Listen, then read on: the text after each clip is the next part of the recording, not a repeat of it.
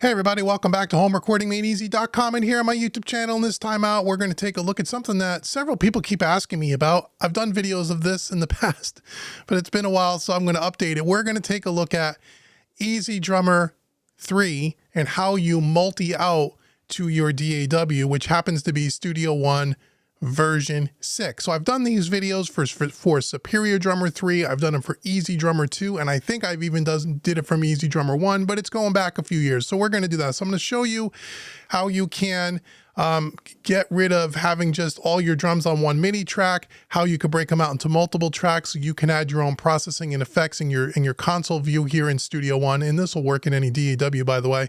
Then I'm also going to show you how you can just convert them to audio files. So if you don't want to deal with the MIDI, you want to deal with the audio, we can do that as well. So that's what we're going to do in this video by popular demand. So before we get started, like, share, subscribe, hit the notification bell. Also, if this video helps you in any way, please consider hitting the thanks button beneath this video. That really helps. And speaking of Studio One, especially version 6, if you're a Studio One version 6 user, be sure to check out the 3 new training courses that I just released for beginners on Studio One version 6 specifically. Images will come up on the screen. They're all at HomeRecordingMadeEasy.com. Link will be in the description box. You should check that out. And while you're at HomeRecordingMadeEasy.com, right on the homepage, check out my free mixing mini course. It's my gift to you. It's worth $100 just for visiting Home Recording Made Easy. So let's jump in here into Studio One version 6. Now this will work with version 5 as well. This will work with version 4 just as easily. So this is what we're going to do. So here is EZdrummer version 3. I love EZdrummer version 3. I think it's so much better than EZdrummer version 2. It is so much more like the sounds and overall just build quality of Superior Drummer, but with not so much going on underneath the hood and tweakability to make it simple, hence the name EZdrummer. So I pulled up a drum kit here, standard drum kit, the Bright Room.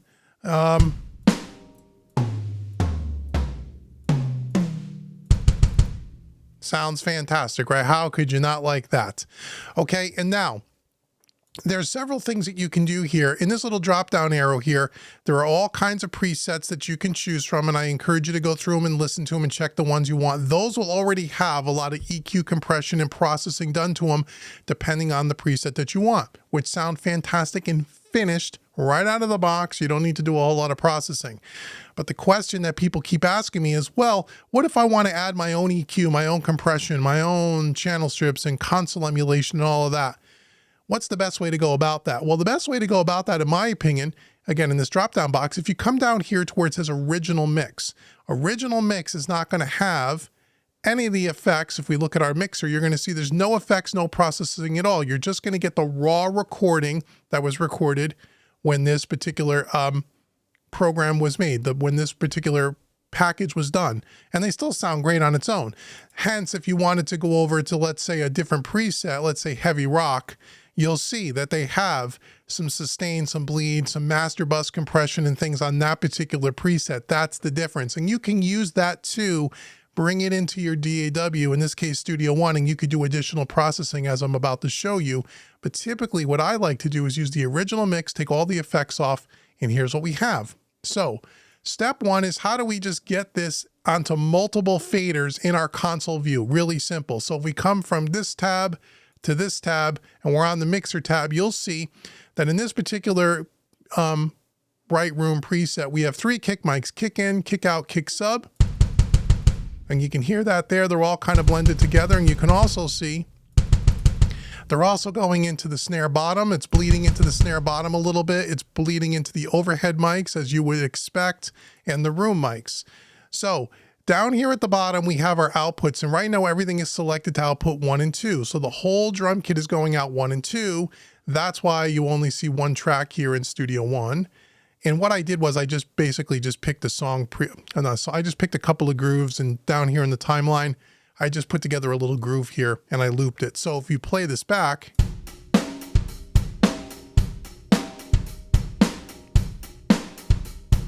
you'll see it all. Oops, you'll see it all comes out just on 1 fader, because everything is routed to output 1 and 2. What we want to do is we want to change these outputs, okay? So, for example, we have a kick in, kick out, kick sub. Now, we could put those on 3 separate faders on our in our DAW. So if we had kick in is 1, 2, we come down here, we can send output, the kick out to output 3, 4, 5, 6. Okay. Now let's say the snare top and bottom, let's say you wanted to blend them here together in the EZdrummer mixer. You can do that. And let's say we want to bring those out 7, 8, and we're going to put both snares on 7 and 8. Okay. And you can do this any way you want. You can separate all of them, or you can blend them together, or a combination of both. I'm just showing you the differences. Let's bring our hi-hat out to 9, 10. We have rack toms. Now again, we could put our toms on one stereo track, or we can separate them. So usually I will separate them because I like as much control as possible, but it all depends on your workflow. So you have all these going out 9, 10, and then we can go up floor tom 1 and 2. So we got 11, 12, 13, 14, 15, 16. This would go out 17, 18. This would go out 19, 20. Now all our toms are going to be separated. If we scroll our mixer over here, now we're getting to our ride here. We could put that, we could put the ride and the overheads on one track if we wanted to, but let's be daring. Let's go out 21, 22, and let's put our overheads on 23, 24. Now we have the overhead kit. We have a lot of overheads here. We have monos and ambients and all that stuff. For this example, I'm just going to turn all of these down, but you get the idea. And we even have towards the back here, we have one shot, claps and all those things. I'm just going to turn all those down. So you decide in your particular preset what you want to have routed and how do you want to combine things and route them out to separate faders. So we're just going to go up to 23, 24. Okay. So now we have everything routed out the way we're supposed to. Now, if I were to hit play and close this window, you'd say, Dave, I only see one fader. I only see one fader, and it's only the kick drum. Right. So the next step that you have to do in Studio One, again, every DAW will be a little different. If you open up this little instrument tab down here, if your mixer is closed when you first open it, see where it says Show Instrument Rack? And you'll see we have EZdrummer 3. You want to come over to this triangle and you want to click down and hit Expand. And now Expand is going to bring up all 32 channels, and we're going to go through, and right now the first one is checked 1, 2. That's why you only hear the kick drum that's routed out 1, 2. But watch what happens if we go 3, 4, 5, 6, 7, 8, 9, 10. And we click all the ones that we have expanded. I think we went up to 20. What did we go up to? 23, 24? I don't remember. Go back to our mixer here. 23, 24. There we go. So we went out to 23, 24. Now you'll see all of these different faders. And once again, if I play back the EZdrummer here, we'll just loop it.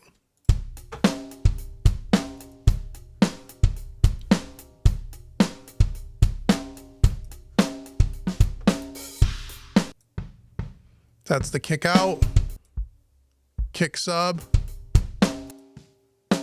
Here's that snare top and bottom. Hi-hats, overheads. There's our toms. See that? Now you'll see all the toms. Now you just need to go in and you just need to rename them. So you can click in here and go kick in, right? And then we can do kick out, kick sub, snare, right? You get the idea. Hats.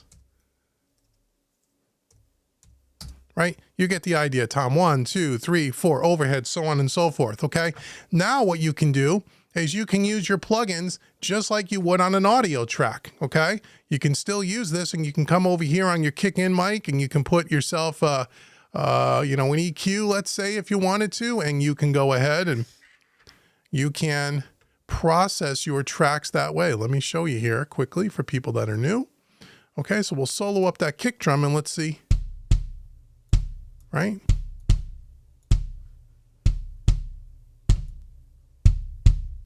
A little more low ends.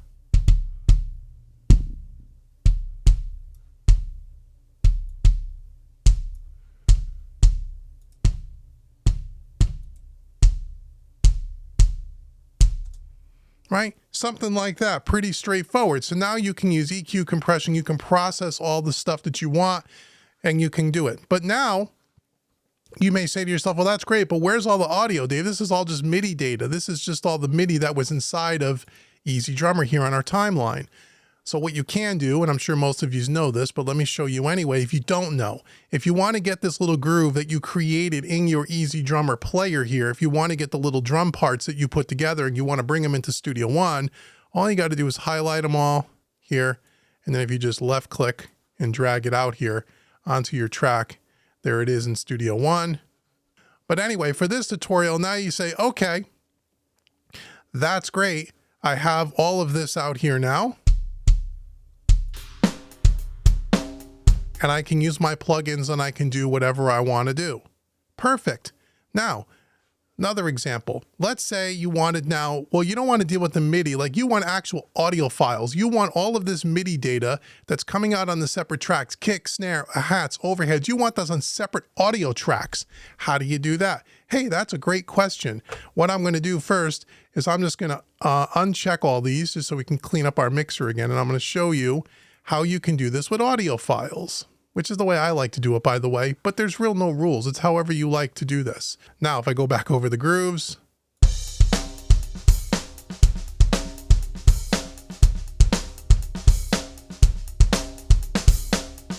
perfect. So let's take that, let's drag that down here into our timeline here. Let's say that was our song. We don't even need the song tab anymore. And we say, well, now I want to get this out as audio. I want to bring these in as audio files. I want to get them all audio files on separate tracks, right? So when we play this back here, we can do this. Here's our loop. We can go. Real simple to do. So this is what we're going to do. We're going to shut off the loop. All we do, you have to have something down here in the timeline in EZdrummer. You want to have your groove or your song or your whatever you're doing all worked out. Then you're going to come up to track in the menu, and you're going to go bounce, export song as audio files. Now, when you get that, you're going to get a dialog box, and you can either have the whole mix, the full mix come out as a stereo audio file, or if you want them on separate files, you're going to go to stems. And when you go to stems, now you're going to want to double check all these boxes, and you're going to want to route these all out to the separate tracks. So right now, 1, 2 has everything on it. Kick, snare has all the stuff on it because the 1, 2 output has all of it on there. So we're going to cancel this for a second. What I want to do is go back to the mixer, and we're going to start with, let's put all our kicks on say 3, 4. We're going to skip over 1, 2. We're going to put all the kicks together on 3, 4. Although again, as I said, you can have 3, 4, 5, 6, 7, 8 if you wanted to. Our snare, we're going to have 5, 6. Our bottom snare will do 7, 8. Our hi-hats will do 9, 10, then we'll do 11, 12. We want all our toms separate, 13, 14, 15, 16, 17, 18, 19, 20, then we'll do 21, 22, and then let's say our overhead's 23, 24, again, just for simplistic reasons, okay? Now we're going to come out here to track. We're going to say export song as audio file. We're going to go to stems. We're not going to use 1, 2 because we don't want we don't want the whole session, all the drums there. 3, 4 is our kick, 5, 6 our snare. See this? 7, 8, 9, 10, 11, 12, all the way down. So now we're going to do this. We're going to pick the resolution. We'll pick 24-bit high quality. Why not? You can have a prefix name if you want. So if you wanted to say test just for fun, or the song name or whatever. Now you're going to hit export, and it's going to ask you where do you want to put it. I'll put it on my desktop, and I'll just put it, I think I have a folder for this thing here, EZdrummer, right? And we'll just do here, we'll call this drum stems. And so now what it's going to do, it's going to bounce them all. And depending on how long it is, it'll just take a few seconds here. Hit OK. We can close this. Now, if I go out to my browser here, and I go to Files, let me go to my desktop here, and let me navigate to that folder that has it in there, which is going to be EZdrummer. Right there, Studio One EZ6 EZdrummer, drum stems, and here it is. Okay. All of it is right here. So we're going to take all these tracks These are all WAV files now. We're just going to left click. We're going to drag them in here. And now, if I close the mixer so you can see it, here is all of those audio files. Okay, now some of them, the rack toms in that particular example, we didn't hit the rack toms in that little groove, but you can see it here. So if I just mute the original and just play back this, and there's all your audio.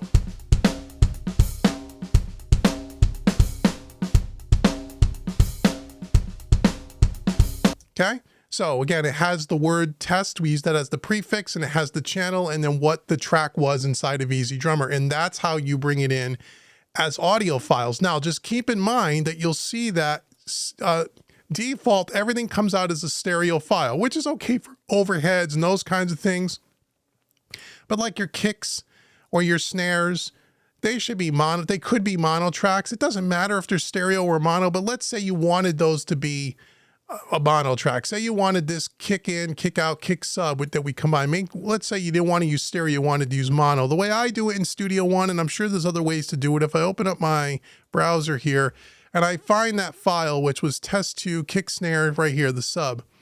If I right click on this, you can split this to mono files and you're going to get a left and a right. And all you would have to do is just take, say, the left side or the right side and just drag it on as a track. So I'll just left click and drag it down here. And then I'll bring it up here so you can just see it. And now here is the mono track of that original stereo track. And then once I have it in mono, I can just go over here and I can just right click and say remove track. And now I have all the kicks on a mono track. See that? I'm sure there's other ways to do it. You say yes, but that's the way you can do it. You can easily just split them into mono files. Although again, it's not really a big deal that they're stereo. Just make sure that if you're using other plugins aside from Studio One plugins, because our PreSonus stock plugins, if you drop a plugin on a stereo track or a mono track, it knows which kind of track it is. But there are sub-plugin manufacturers where they make mono versions and stereo versions, particularly Universal Audio. Waves are the two big ones that I know of. I'm not sure about all of them. Slate Digital, it doesn't matter. I think Fab Filter possibly. You just want to check and see. You'll know if it's mono or stereo when you look at your plugin list. If you go down, like, let's see, Waves here. You'll see like Abbey Road Saturator Stereo, Abbey Road Vinyl. See the little M signifies mono. You'll see my API plugins. We have an API 2500 stereo. We have an API 2500 mono. So just make sure that if you're using some of those third-party plugins, that you put the mono on a mono track and the stereo on a stereo track. However, if you're using just regular stock plugins, it's not going to matter. So that's the two ways that you can use EZdrummer 3 in multi-track format, whether it's just with the MIDI and you use your, you expand your instrument rack and check all your outputs, and then also the way to export audio and drag them in to Studio One so you have them as far as audio files go, and then you can take EZdrummer right off the session and you have your performance from EZdrummer in audio WAV files. So I hope you found this video helpful. Like, share, subscribe. Make sure you leave comments below and let me know if you'd like to see some other EZdrummer 3 videos. Let me know what you'd like to see. I'd be glad to make them. Once again, make sure you go out to homerecordingmadeeasy.com. And if you are into using Studio One, especially version 6, and you're a beginner and someone new to using Studio One, check out my 3 training courses. It will help you get up and running in Studio One with no fuss and no muss. We take you right from the beginning. Don't spend hours on YouTube searching for videos on how to do things. I have everything in 3 very topic-specific courses: the PreSonus Beginner's Guide, mixing in Studio One, recording in Studio One. You don't need any other additional software, no third-party plugins. Everything is done right inside of Studio One version 6, and it'll also work with Studio One version 5 and Studio One version 4, but we really focus on the features in Studio One version 6. So thank you so much for watching me today, and until the next video, I've been Dave with homerecordingmadeeasy.com, and I will see you guys very soon. Take care, everybody.